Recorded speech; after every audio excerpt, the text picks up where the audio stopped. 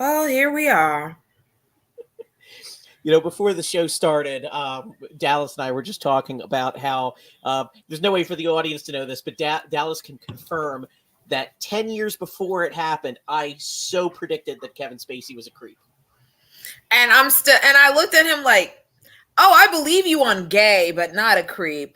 He doesn't strike me as that sort of man, but then here I am, loud and raw. So, I want to start the show, as I like to do with all shows, with something light because the news is pretty depressing. Very. So we're going to start with in a roundabout way with Senator John Kennedy of Louisiana. Speaking about the Israel-Palestine crisis going on right now, and we'll get back to that. This is the funny aspect of it. Said the following, and I'm not going to do the accent. Please don't. Our enemies have concluded that America has a president who's a bit of a weenie on national defense, and Xi and Putin and the Ayatollah think they can roll over him like thunder on a summer night. Oh, he still think listen, there are still dominos that are upset at this man for ruining at least one stream of their goddamn income by ruining the fetish of having erotica read to them by this foghorn leghorn motherfucker. Honestly, I don't really think he really need to talk about Joe Biden being a weenie when he's out here giving verbal and psychological sloppy top to a man who keeps calling them hummus and not Hamas. And I don't even think he knows the difference. There's also the fact that, John, you are an intelligent man. You are exactly you are quite literally a scholar. And the fact that this foghorn leghorn folksy act is insulting to your constituents. I don't think he cares because I think he's dumb. He's one of these people who's too clever by half. He really thinks that that's what his constituents are good for. That's honestly what he thinks they're good for. I mean, it does.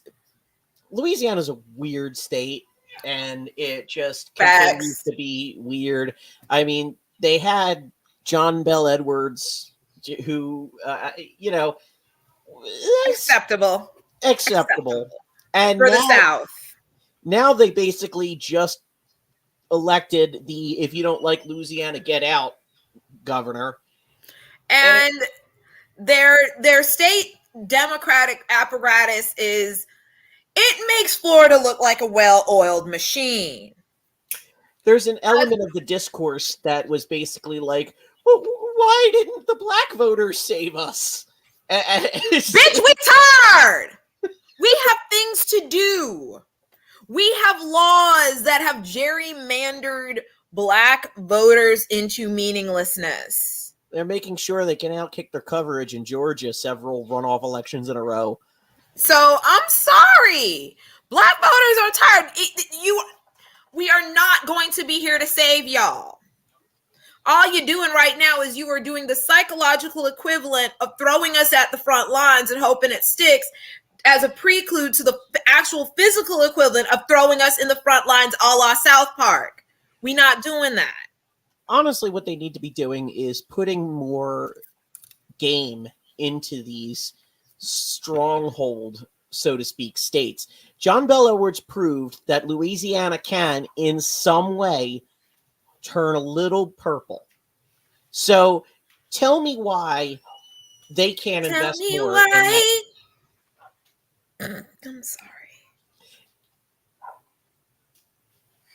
I'm so sorry, but not sorry. It's just, you said tell me why, and it just floated upon me to just be this is how the audience knows tell me why. That's twice. I shouldn't have done that. So this is how the audience knows that we're elder millennials, like right off. Yeah. Yeah, Zennials. We are Zennials, y'all. We this is what this is. Yeah. If I had money, I do not have NSYNC reunion money, but I've thought about it.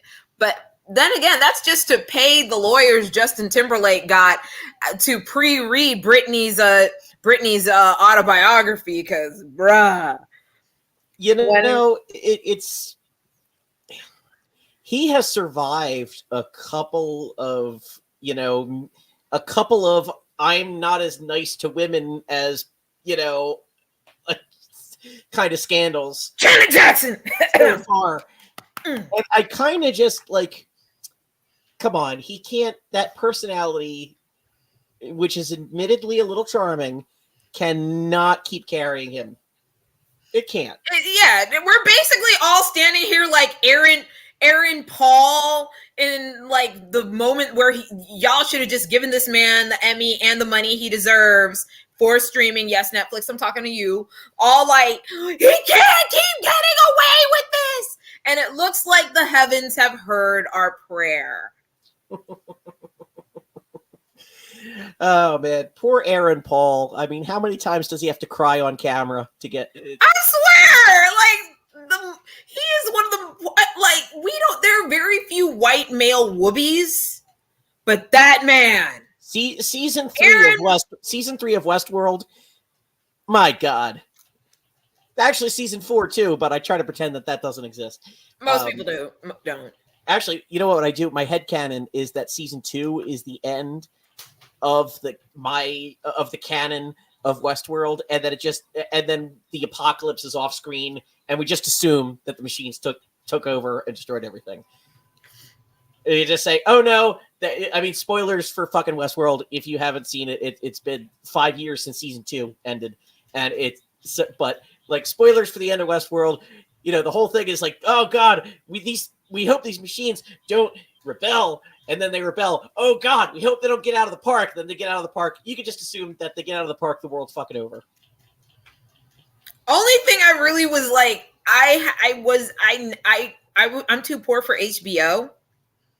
So only thing I was really like I really cared about were like the 5 or 6 scenes where Thandie Newton beats the shit out of white people. Yo, she gets a fucking blade in season 2, and she is just slicing up motherfuckers. It is awesome. It's like all the shit Tom Cruise wouldn't let her do in Mission Impossible 2. All of it. That's what I keep hearing, and that's like the few edits I've seen where I'm like, oh my God, they let her do this? It's because she light it. It's because she light skin, isn't it? That reminds me. You know what movie about speaking of really badass black women doing violence to white people? Yeah. Eraser. That, I mean, are we talking about Vanessa Williams just laying waste? Yeah, I mean, honestly, Ugly Betty, as awesome as it was, Vanessa Williams does deserve her flowers. Also because they killed her career because she, posed nude, as if that, and then like just however many years later we have people are still going to vote for a president who like got spanked with a rolled up paper and slept with a porn star. Like, bruh, like I have met Stormy Daniels. Very nice lady. I'm gonna tell you that right now. Stormy is hella nice. If Stormy Daniels can say live from New York, it's Saturday night, then fucking Vanessa Williams can get an apology. Yes, she fucking can. Like, bruh. Listen, Stormy Daniels has managed to parlay. Is it because of her previous claim to fame was the fact that, yes, she has sucked dick on camera. Yes, she has done various things with her body, as wonderful as and on camera. Is it because of that we are like, okay, Stormy's cool, but You know, you be a wonderful clean cut black girl and you pose naked just one motherfucking time.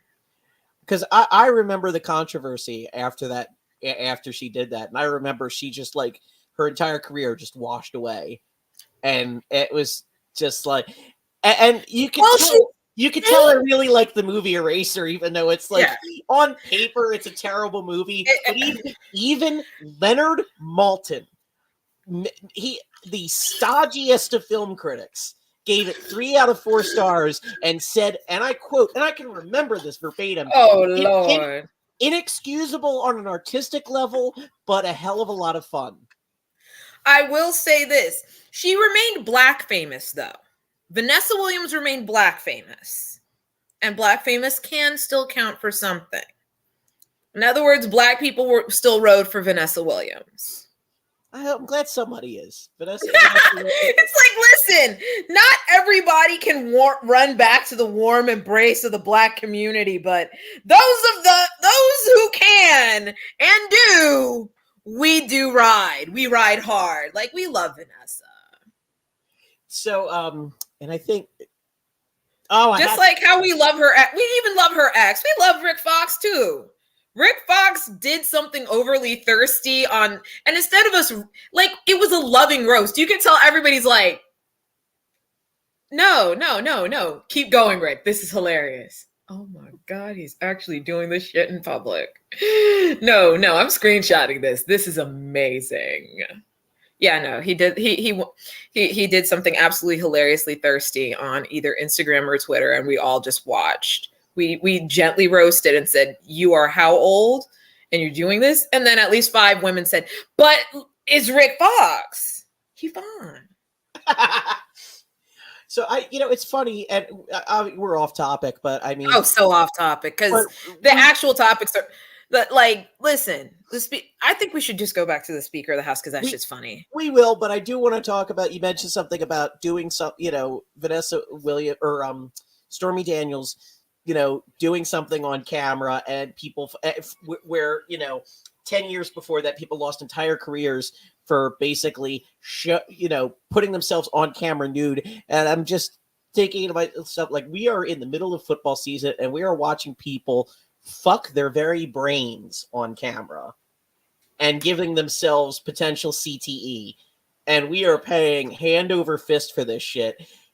As a culture, I think if we are going to be fine with something like football where people just destroy their fucking bodies. I'm gonna also be, I hate meandering again, but you know how they all talk about, oh, white men think about the Roman Empire this many times a day. And I'm like, I admit it. I probably think about the Roman Empire as much as a white man once football season begins. Football season is when I start thinking about the Roman Empire almost as much as a white dude does. Because we are basically throwing gladiatorial games, and the only difference is that you don't die on the field. But we pushed that last season. Hi, Damar Hamlin. I mean, oh my God. I said it. I said what I said. We got our episode struck talking about Damar Hamlin because we were talking about how stupid the conspiracy theories were, but just mentioning it got the episode struck. And that's still I'm annoyed by it too, but as I said, that is when I think about the Roman Empire almost as much as a white man does. Football season. I think outside of it, the real red flag is men who obsess over Sparta. Rather, talk about it. Sir, you are a closeted, misogynistic, bisexual man, and you need to have a talk with yourself about it, or you just gay. Sir, you just gay and you scared. You gay and you scared, or you're misogynistic and bisexual and at least with one of these, you could probably get some therapy and deal with it. So, speaking of getting fucked on camera, let's talk about the GOP. Yeah, how they fuck themselves on camera repeatedly. And with Matt Gaetz, first of all, thank you for this lovely gift, Matt. I wouldn't normally accept a gift from you, but this. Well, he sent it via Venmo. I mean, it's on record, so you might as well take it. Woo, man, they're just you can't throw a few stones without catching a sex pest in the GOP. It's who they are. They just projecting on they're just projecting on gay people because they don't want people to look too closely at them. All I thought was when they said, when it started coming out that they were going to go with Jim Jordan as their next speaker pick, I thought, why? What happened? Is Denny Hastert not available? How about Jared Fogle? I thought Denny Hastert was dead. He's in prison. Oh, my bad. Close enough. Oh, he's in prison for being a horrible, horrible, horrible sex criminal. Yes, I remember he touched little boys while Jim Jordan watched other people touch little boys and touch young men and then look the other way. Basically, for years. Allegedly.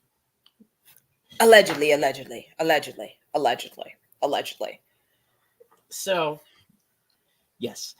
Allegedly, Jim Jordan looked the other way.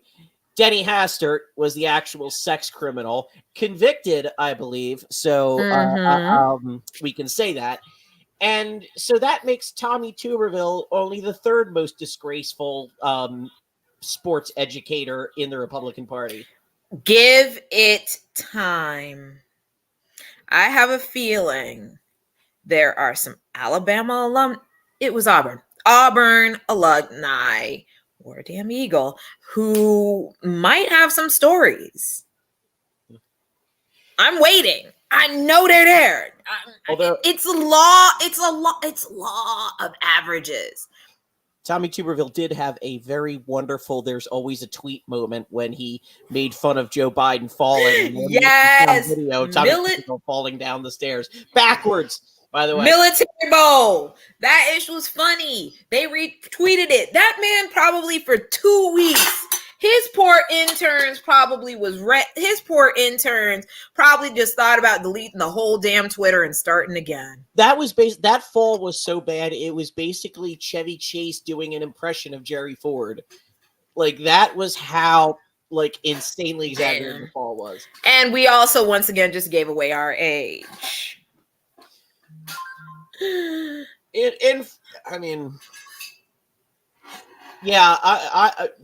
Being an elder millennial, I quite like Saturday Night Live. I know it's de rigueur to hate it, but all I know is every so often Saturday Night Live will come up with something so genius, so brilliant, and I will be mad that no one else ever thought about it.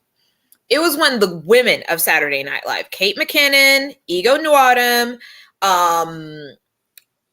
Cynthia Villaseñor, all them. They did a whole song about murder shows. Yes. The murder, them and the Welcome to Hell. Welcome to those two musical interludes. Them shits deserve Emmys. I'm sorry. White women, y'all need to stand up and pat yourselves on the back for that whole murder show shit. Because it was brilliant. It was brilliant. I felt it. I understood it. And probably I shouldn't say white women in general, but I just, but I'm going by demographic majority here. And the fact that after that, they were like, yeah, we need to let Ego Nwadum do more shit. Tells me, they put their foot in it. There is a clear moment where Ego Nwadum became the king or the queen of that show, and it was Lisa from Temecula. It was the moment where it's not the fact that she didn't break and everyone else did. It's the fact that she made Bowen Yang break so hard that he gave up on camera. Okay, and Bowen's actually pretty fucking solid. I've seen him work. He's solid. I don't know how much you remember the Lisa from Temecula sketch, but vaguely. It's the moment where the lawyer comes over to Ego Nuodum and says, we've been getting some complaints from the table. And she goes, why? Because we black? And Bowen Yang just kind of leans back, drops his fork on the table, and just like kind of like he drops his utensil and leans back like, I can't anymore. I can't. I'm broken. No, it's like, okay, that reminds you of an interaction I had online where someone said, "Oh yeah, I'm a fetish, but people are also interested in killing me." And I said, "Stairs in black." And then finally one of my other friends who's trans just said, "Nope, I'm dead. I can't." Did the online equivalent of tossing her fork and going, "I'm done." When you said about Caitlyn Jenner, tokens get spent, that was my I'm done moment. That was my Jesus. I'm sorry. Christ. It's not every time a black person and a trans person can look across the room and go,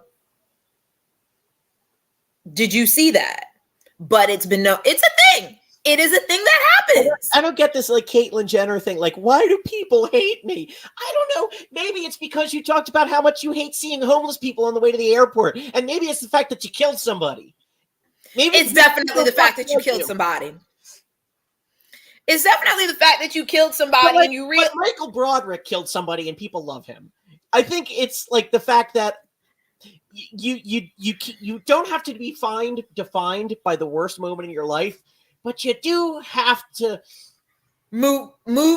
do something past that. You have to also be at least humble and to be humble. You have to humble enough to know what you got away with. Yeah. You have to be humble enough to know what you got away with. I mean, honestly, listen, that's what happened to fucking OJ Simpson. OJ Simpson could have retreated back, leaned on being black famous, and vanished into the circuit of signing shit till the cows came home, but instead he refused to accept that life had handed him that card and decided to wild out like everything was still like shit was still sweet. Ain't shit sweet, Orenthal? Ain't shit sweet? OJ Simpson will always be like general famous, even if that had never happened. Yeah, but if he'd have white people like myself love the Naked Gun series. And even y'all were not as a collective, y'all were not going to forgive him for based on Naked Gun alone. Not in the long term. No, you were not going to forgive him in the long term for Naked Gun alone. He was going to be marked, but he didn't accept the fact that he was going to be marked. I'm just saying that, like, if he had never allegedly murdered 2 people and gotten away with it, even if that had never happened, if I saw him out in public, I'd recognize him as Nordberg immediately. It's just like, there's no question. I'd look at him and go, oh shit, it's Nordberg. And also, I've seen The Towering Inferno like 20, 30 times. That's where I would have recognized him. But honestly, it's a case of if you are not humble enough to accept the things that to know the bullet that you dodged, society will humble you. Just as the car you rear-ended and killed an old lady. And just as the Republican Party is intimating to do to Matt Gaetz, the fact that Markwayne Mullin basically said, "Oh yeah, we know he paid for underage tail. We're gonna Cawthorn you. We're gonna Cawthorn you so bad." So basically, and if he don't watch out, they will, and I will enjoy it. The way I will enjoy that shit is all of these people now. So to get the timeline, because we talked about this way back then, we when Kevin McCarthy was going ballot after ballot after ballot, 15 total ballots, he made a concession that said that they can call a vote to remove the speaker with just for one person putting up the motion, and he accepted those. Accepted it. That was the dumbest shit I ever saw in my life. Like Kev, honey, darling, do you know what you just agreed to? You agreed to stand on a stool with two rickety legs with the rope around your neck. Comes the Is time this really when what you want to do? the thing that obviously was always going to happen finally happened. And now Kevin McCarthy is having a fit on interviews trying to say all of the Democrats and 8 Republicans did this. All of the Democrats and 8 Republicans. All the Democrats did was pop themselves some popcorn and wait for shit to happen. For once, they did not snatch defeat out the jaws of victory. And I gotta say, like the idea that the Democrats owe anything to the majority party. They don't owe them motherfucker shit. Leads the majority. I mean, you are supposed to have a majority of votes. Exactly. Not of your conference. But everybody. And besides, you make the rules anyway. You could change the rules and say the majority can just be whoever has the majority of votes of the majority party. You can do that.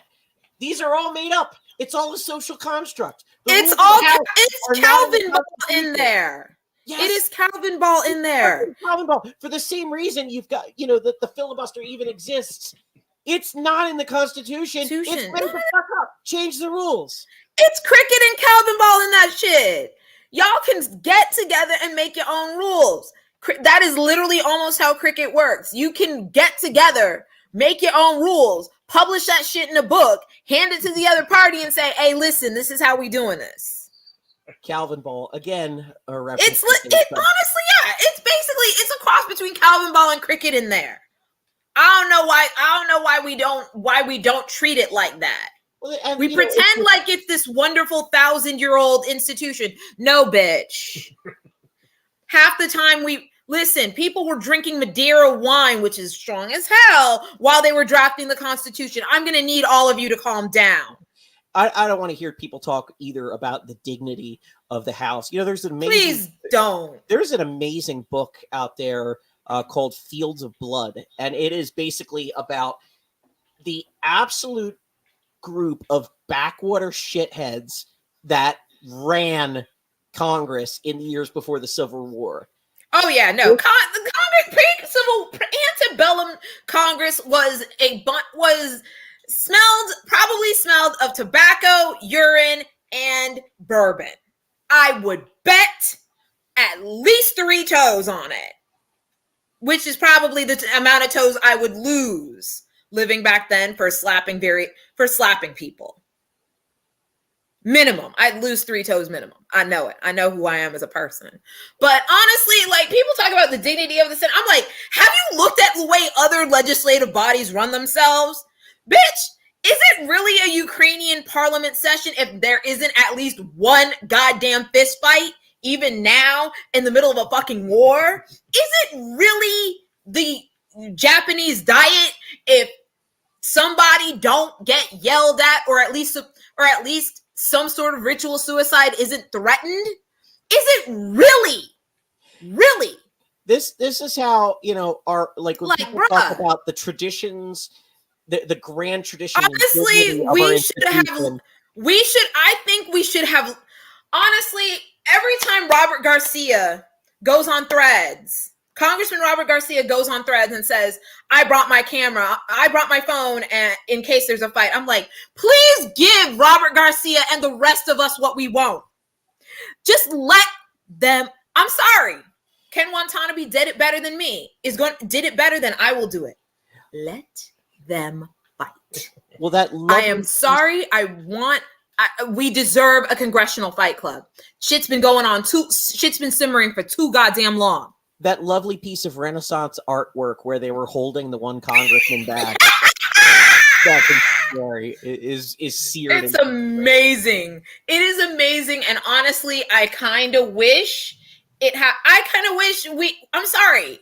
I think as a country, we do need to see Margie Three Toes beat the shit out of Lauren Boebert in the well of the House like it's a goddamn McDonald's or Walmart at 3 a.m. pre-pandemic. You know, we need this. I think as a country, we would probably breathe. I think it would be a moment where we would all exhale and breathe a little easier and realize where we are. Why can't they give Lauren Boebert the job? I'm sure she's very handy. Making Lauren Boebert speaker. Are we? I mean, the comedy itself would be amazing. Honestly, you know what? I'm sure she would fuck shit up gorgeously. No, I'm sure she would handle the job. Oh yeah, no. I mean, honestly, come on. There would just be a big jar of lotion and sanitizer on her desk. Because I know if I were a congressional aide, that is what I would be delivering to her desk the moment she got the job. Just big thing of Jergens and some sanitizer. She's really, I mean, just class out the ass. Maybe then I'll just get Dollar Tree brand shit. I don't know. I mean, with a K. 3 Ks probably. Yep, there you go. Yeah, I'm gonna say, like, her district, Colorado Springs, and the rural areas, I'm sure the per capita Klan membership is some of the highest in the country. Oh God, people, like, I honestly believe much like the devil convincing the world he doesn't exist, it is the rest of the country convincing the entire motherfucking world that only in the South are people this racist. Nope. I know you live like on the border of Pennsylvania. We know. Oh my God. Listen, I'm sorry. A black 14-year-old boy was nearly drowned by his white acquaintance, classmate, random other 14-year-old or something, wasn't he? Like a cop. I don't know, like small town Nepo baby. Like, yeah. You know what? You want to know what's more deadly to black people than other black people? Small town Nepo babies. Small town Nepo babies are a genuine threat to black people's existence. White small town Nepo babies. I go back to Chris Rock, the leading causes of death: hypertension, high blood pressure, and NYPD. Hypertension, high blood pressure, and small town Nepo babies. Small town Nepo babies. You better listen, if this white dude is walking up to you, you better find out who his parents are. If you've got a parent that's a cop and a head nurse, you might as well just start writing your will. Because he will kill you and get away with it. So the Democrats, I really appreciate the gamesmanship, the partisanship, and I mean partisanship in a positive sense, that allowed them to keep a solid block. Like, no defectors, we all vote to dump McCarthy. And no defectors, we all vote Hakeem Jeffries. This is probably some of the best examples of the Democrats becoming this blue wall that most people forgot that they used to be 1,000 years ago. Say what you will about Nancy Pelosi, and I do. I don't like her, but she managed a majority this slim before. Facts. Without any of this bullshit. Facts. Like, I mean, most people can say her heels and her ice cream can go to hell, but that woman could. God. That fucking Jen Air fridge, Jesus Christ. Like I said, people right now will agree with me and say her heels, and her ice cream can go to hell, but she kept her foot on motherfuckers' necks to keep shit together. And right now, the legacy is showing, the mentorship is showing, the fact that you could go to the bathroom, come back, and know ain't nobody defecting on this. Like, even the most progressive of the crew, even your Rashida Tlaib, your Tlaibs, your Cori Bushes are like, nah, we're going to stick with this. And I have to admit, there probably is, if we were to look at the group chat, 45% of, a good 65% of it isn't probably out of actual loyalty to Hakeem Jeffries or loyalty to Nancy, but it's to create further drama. Yeah, this only hurts Republicans. Like the drama. The polling is obvious too. Every single government shutdown hurts Republicans. And the Republicans know this, and that's why they punted. They don't care. They don't care. They're going to try to do their craven little bullshit. But by this point, the fact that Kevin McCarthy, for all his craven bullshit, tried and said, best I can do is 45 days. And lost his motherfucking job because Kitty Toucher Gates just decided that was the perfect moment. Here's the thing, too. Kevin McCarthy didn't actually need to lose his job. He really There is a possibility that he could have made a deal with Democrats and basically said, we have got enough Republicans who do not want to see the kind of disorder to get me out. And if all of you vote for me, I will give you X. I will give you a 2-year budget if you fucking, Yeah. He didn't have to take anything off the table but something like that, But the thing is, he works with Democrats. More Democrats voted for it than Republicans to push the 45-day continuing resolution sans Ukraine aid, and then goes on TV and starts saying Democrats wanted to shut down the government. Democrats wanted to shut down the government. Hey. And Hakeem Jeffries goes, hey, hold on a second. I'm going to text a few of my coalition here.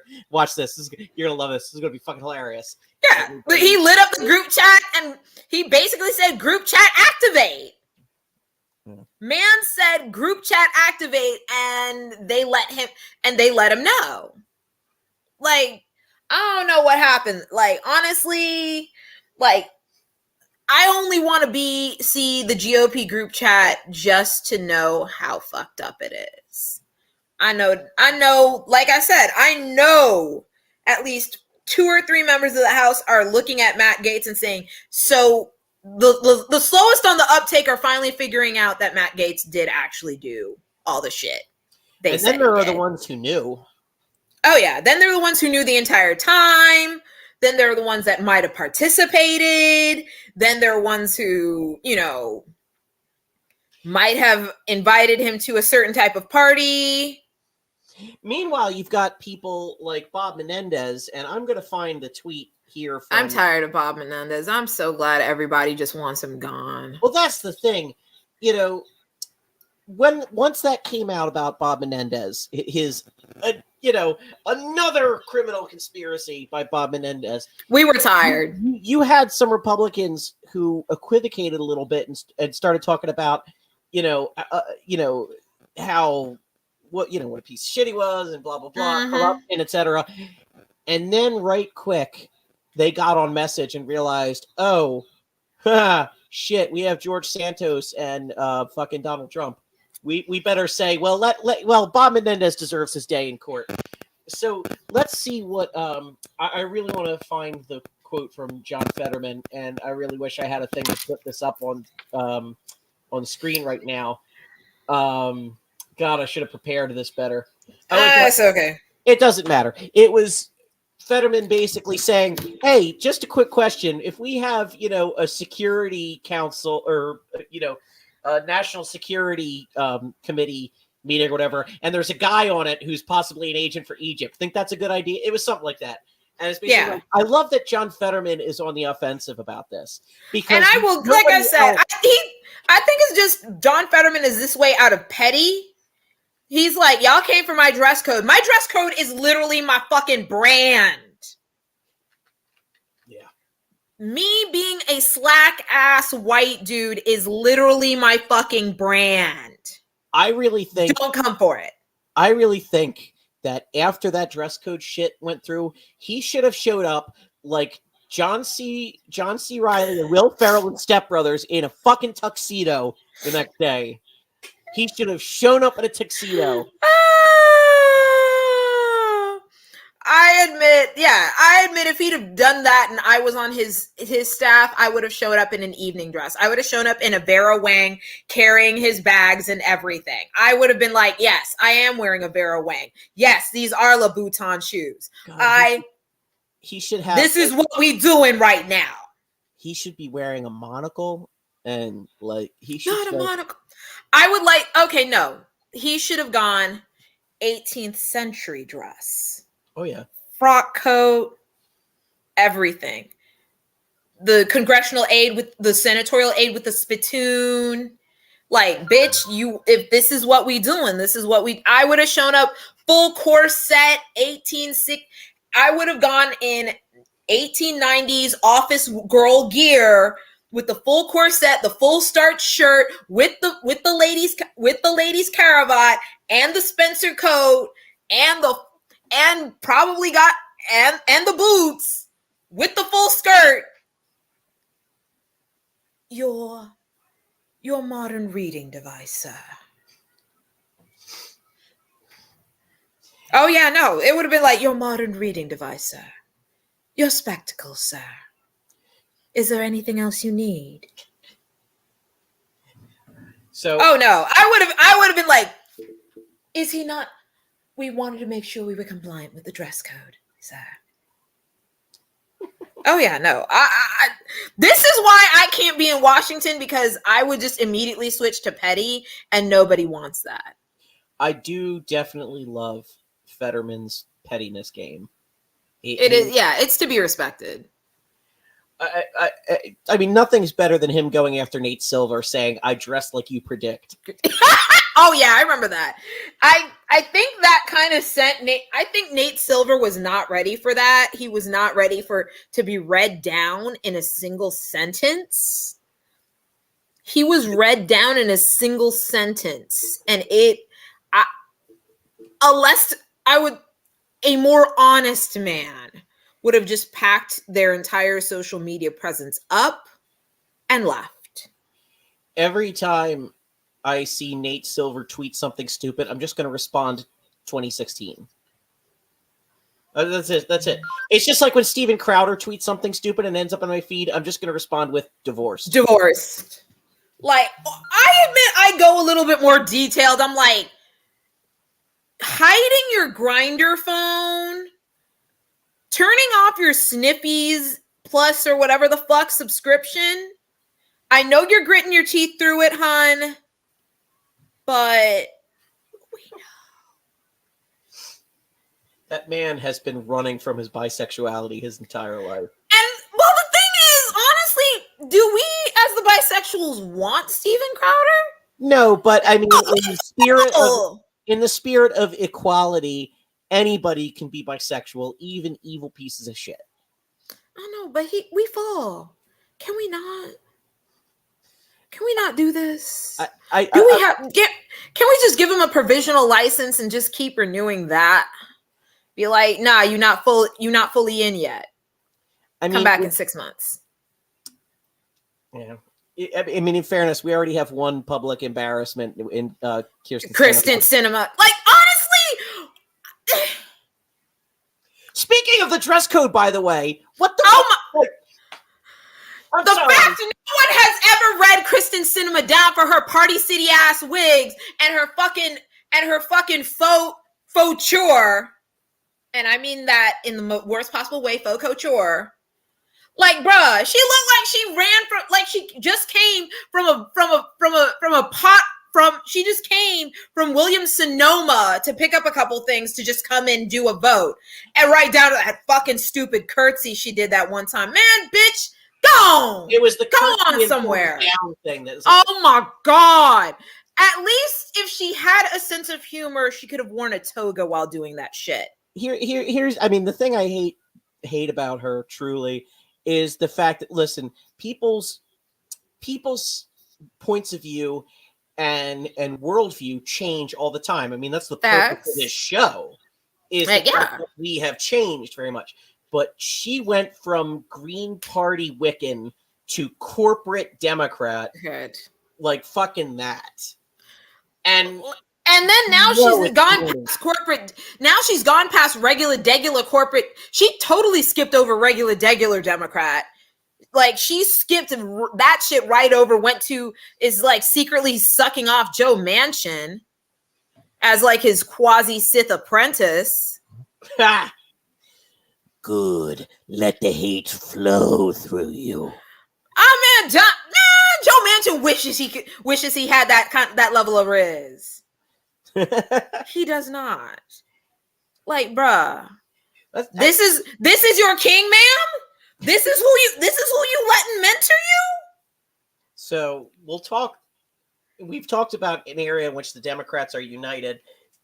We have to naturally talk about an area in which they are not united, and that is the 13 lawmakers who signed a call for a ceasefire, and the really hardcore Democrats like Richie Torres who are like calling, and my God, the press secretary who called them, I think it was like reprehensible or disgraceful for calling for a ceasefire. Ceasefire.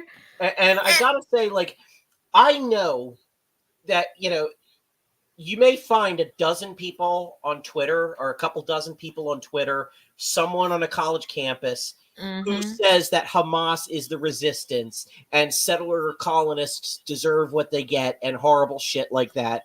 But these are not people who have power. These are just randos and a very small smattering of them. Yes, it's a disgraceful point of view to have, but these are not even close to the mainstream. They are the fringe of the fringe. You have Hamas, who committed a terrorist attack that was so broad and large and heinous. It looked basically like an Einsatzgruppen raid. It was an absolutely. I appreciate you being precise instead of saying, "Oh, it was like the Holocaust." No, you went precise, and yes, as someone who's read about what the Einsatzgruppen does and how they rolled, yeah, it's giving Einsatzgruppen. It gave that. So it is absolutely galling to me that when those of us who know even a little bit about the history of Israel and Palestine were immediately worried about, like, that we worried maybe too soon, oh God, the reprisal is going to be disproportionate and horrible. We were told we were anti-Semitic. We were told that we support terrorists.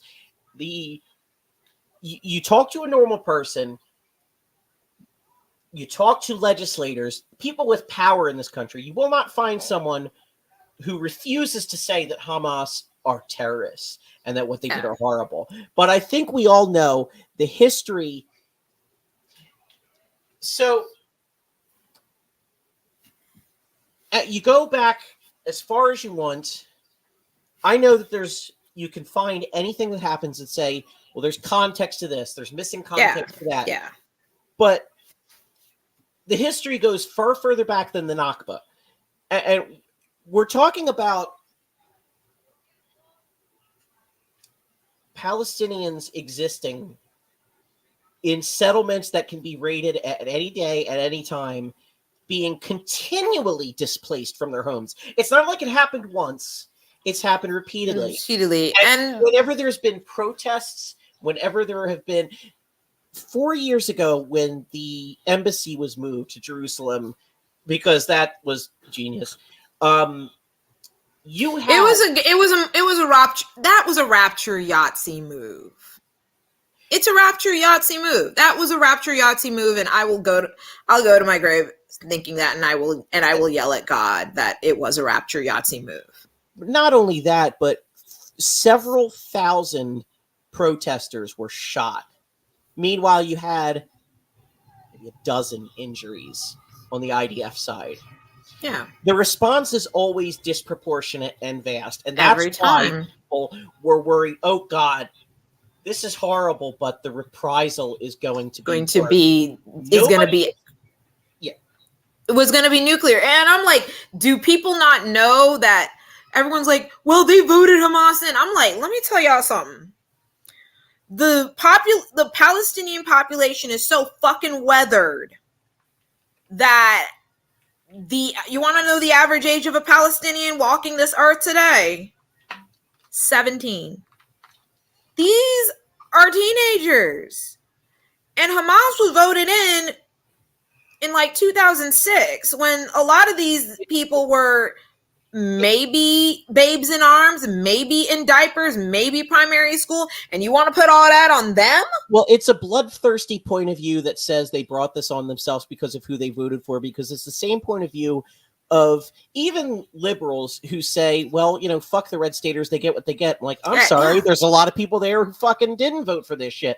But even so, it's a bloodthirsty point of view that says, well, they voted for it, so they're not innocent. Like, that's the justification Hamas uses to kill the people in those homes and at that concert. Exactly. It is the justification that terrorists used when they flew planes into the World Trade Center because we were all little minions of a so-called evil empire.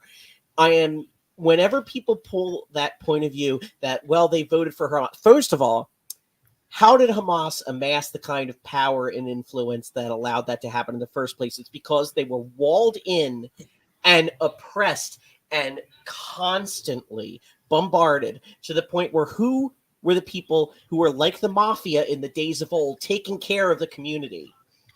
It's the gangsters handing out turkeys on Thanksgiving, making like fucking Bumpy Johnson. It's PR, and it's and it works. Great movie, and it works. It does, and that is what allowed Hamas to get even a marginal amount of votes. Don't forget that threats of force and violence and election fuckery are also. Don't forget that. They also didn't actually win a majority. They won a plurality. And again, that was what 40, I think it was like 43% of the population. Mm-hmm. Like literally, I know Republican majorities that are just about the same size, maybe a little smaller, maybe a little bigger. I mean, honestly, it's to the point now where it's not even really about Hamas anymore. I'm just really kind of side-eyeing the Israeli state and government apparatus and how they have been acting. Well, that's just it.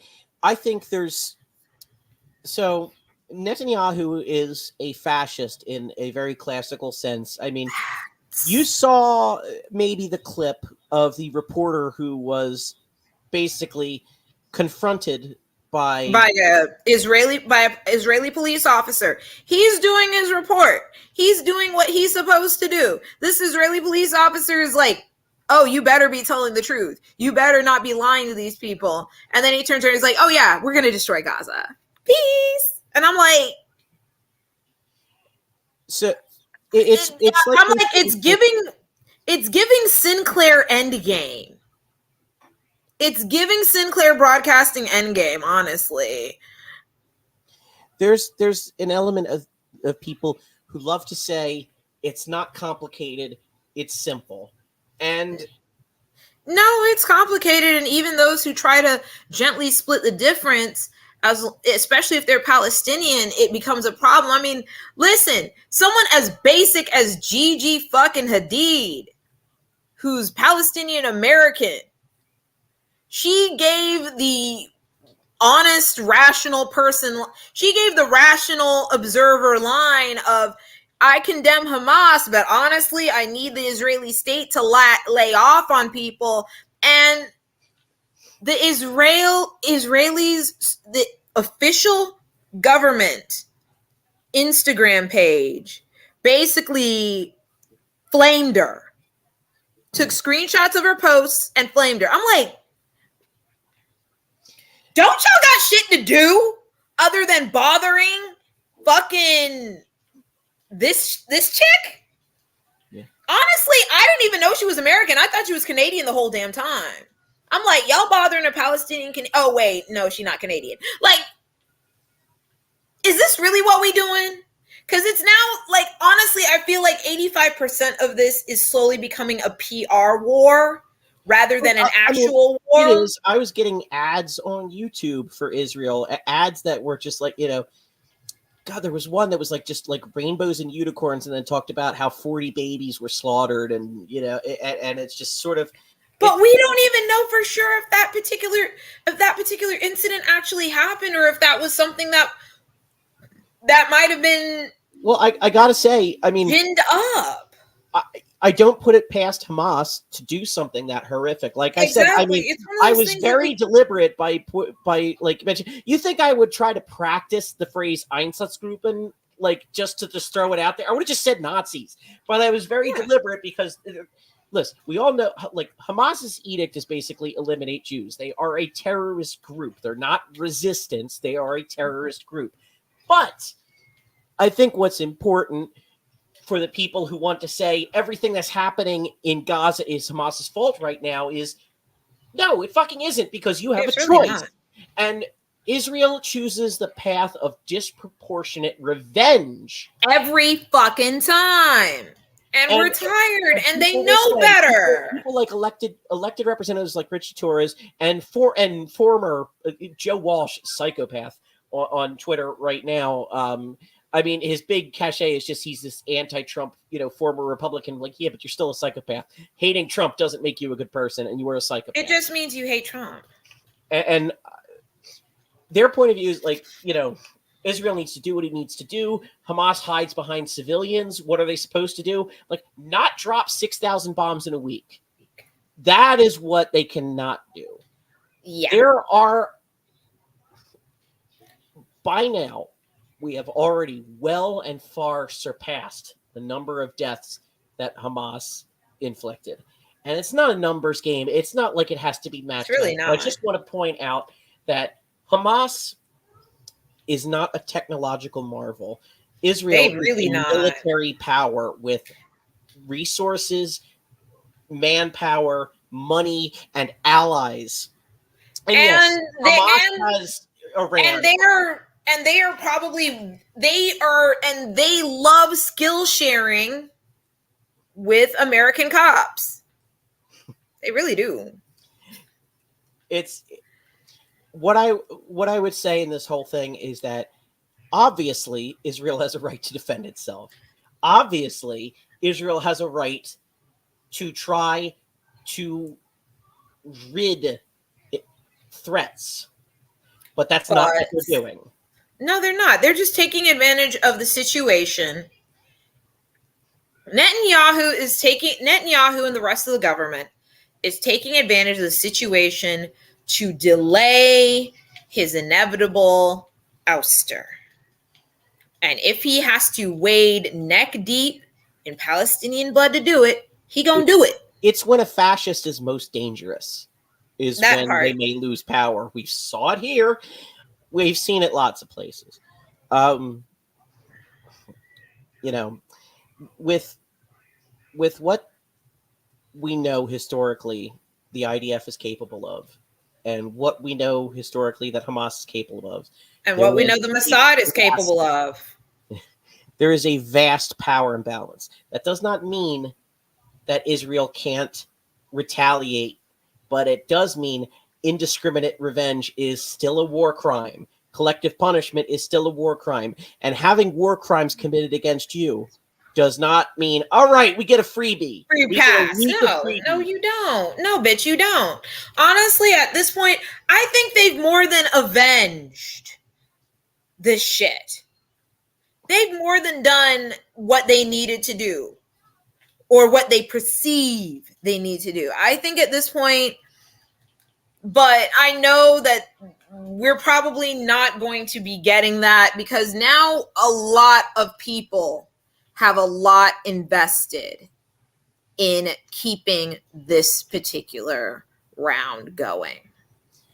You've got people who simultaneously will tell Ukraine to go fuck itself, but want this to keep going to either distract from Israel's own issues with their government, to distract from the fact that the Republicans are so dumb they'll shit in their hand and clap. This would be a good time to thank our sponsors, Blackwater and Raytheon, and But no, it's. I mean, this is Blackwater, Raytheon they are probably well deep. They are probably at least neck deep in the cocaine their lobbyists are buying for this. So and honestly, it's also to satisfy those in the Republican Party that are playing Rapture Yahtzee. And to go back a little bit to talk about the disproportionality, when people online, like when Mayor Eric Adams goes and talks about how there were people who were holding up Nazi signs at a pro-Palestinian raid, or people fuck Eric Adams. Like, let's just, even assuming that's true, let's just remember that you've got yahoos on the street, if that's true, saying this, versus people in power who have the power to do something. The people who are expressing pro-Hamas views, the little of them are not only a fringe, but they hold no power whatsoever. They hold almost no influence. These aren't people with 1 million subscribers and hundreds of thousands of views on each little video saying Hamas is resistance and all settler colonials, blah, blah, blah, shit like that. But you have people talking about genocide and ethnic cleansing, saying we need to destroy Gaza. Like, we have people talking about Israel needs to do whatever it must.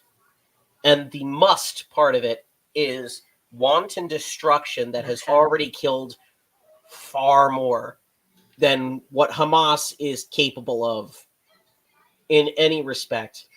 Now, neither of us are going to speculate because, I mean, fog of war, as people say, we don't know for sure if it was Hamas or the IDF that blew up that hospital today.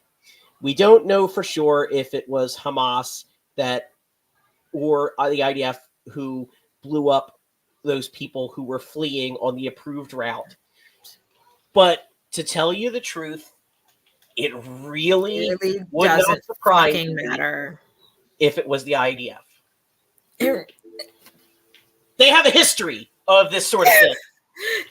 And that's the part that, like, it's sus. I don't think it's the dumbest thing to sit here and be like, maybe they did this just so that if they're willing, because fuck you, that's why. And Lord knows there's been enough because fuck you, that's why. If they're willing to warn a hospital that they're going to start bombing, why would it all of a sudden be unreasonable for them to actually bomb the hospital? Especially considering the fact that they shut off water for the entirety of Gaza. And then Biden pressed them to turn it back on, but I don't know how long that's gonna last. Kind of fuck Biden though. Just fuck him, just fuck him. He's just this is the downside of being an institutionalist. It really is. When you're an institutionalist, you just rely so much on the status quo of things that you don't really ask, is this really what we should be doing? That's like the main, that's the downside of being an institutionalist. I just think him lying about seeing the photograph that also pissed me off. I'm like, maybe you did see, I'm going to say it like this. Maybe you did see it, or maybe you saw you saw the picture that everyone saw on Twitter. And that picture has been community noted to hell and back. Like, community note's been working overtime. Whoever's doing the group that's doing community notes, they must be tired. All I will say is Biden is a disgrace for his response to this, but for reasons we will elaborate in future episodes, obviously still going to vote for him next election because we have no choice. Voting in and I know there are people who are tired of having to have this choice, but it literally is when you get to the general presidential elections, it's happening to you. You are not choosing to participate or not. You are going to be pressed into having a president. Yeah, listen, I get that. I get that harm reduction when it's both sides are genocidal or support genocide is kind of the thing. Like, why should I bother either way? But there is a very clear. But I don't want to get into it now. I don't feel like I'm not emotionally ready to go get a fucking passport, take a flight out to fucking Toronto in the dead of night just because it's just I don't feel like doing that. I don't want to have to do that. I don't want to have to give money to my friend, see which of my friends I can give money to for their escape fund while trying to keep an eye on my own. I don't feel like doing all that shit right now. I don't feel like catching a 3 a.m. flight to Heathrow and praying that I make it and praying that the home office decides to let me stay. I don't feel like that. I don't feel like having to marry some Swede that I don't know just so I can get in the country. Yeah, I don't want to have to learn Swedish. So, we're sticking it out here in the USA if Biden doesn't win. But what I think what I will say is, like, Biden's a piece of shit. If hell exists, he's going there, just like every other president in our lifetime. Except Jimmy Carter. Yeah. He's going to purgatory. Yeah, who knows? There's a couple of things. Jimmy Carter, at least members of his cabinet aren't making it to the pearly gates anyway. Oh yeah, no. But I think he actually might get in by a hair. I mean, if there's the point system like in The Good Place, I'm sure he's more than made up for whatever harms may have happened. In the meantime, I think that's about it for today. Next week, hopefully, maybe Biden's sudden change in public pressure might make Netanyahu realize he's overplayed his hand? I don't know. Maybe I'm hoping that maybe we're going to we'll be able to start shitting on a ceasefire. That'd be great. Instead of just shitting on the whole situation, we can start shitting on a ceasefire. I'd like that. I'm assuming that by the end of next week, they will have reduced the size of the open air prison to, half the size of the original one they were just in. And seeing how many people they can fucking jam in there. But then again, they've just reduced the population, 50 families. Now think about that. I think that's what we call genocide. Yeah. 50 families wiped off the Gazan census. Well, see, that's the thing, when people talk about, like, yes, having a one-state solution may not be possible, but, like, no, we're not saying there's a definite solution at the end of this. All we're saying is maybe don't constantly steal their land and lock them away behind walls. Maybe we can go and figure out what kind of solution there is there. Because I do get it. Jews have been basically expelled from a lot of places and genocided a lot.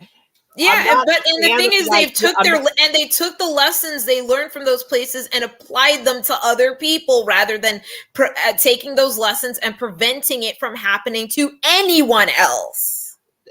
So, I'm not a big fan of ethno-states, but I absolutely do believe in Israel's right to exist. For the Jews to have a place that can feel like a homeland, that they can't be the minority that gets pushed out of. I get that, but also, they shouldn't have to put people in a big open air cage and they shouldn't have to accomplish that by putting other people in cages. Yep. We're tired. Honestly, I'm tired of watching the Israeli government. Well, act like they have no home training. They have no home training. Every single lesson they learned on what it's like to be an oppressed, crushed minority, they've just simply taken it and inflicted that pain on another group of people. Come on now. Governments exist to justify themselves. And I mean, that's kind of every bureaucracy of every kind exists to justify itself. And that's what the Israeli government has become. And so they've had so many elections in the last few years.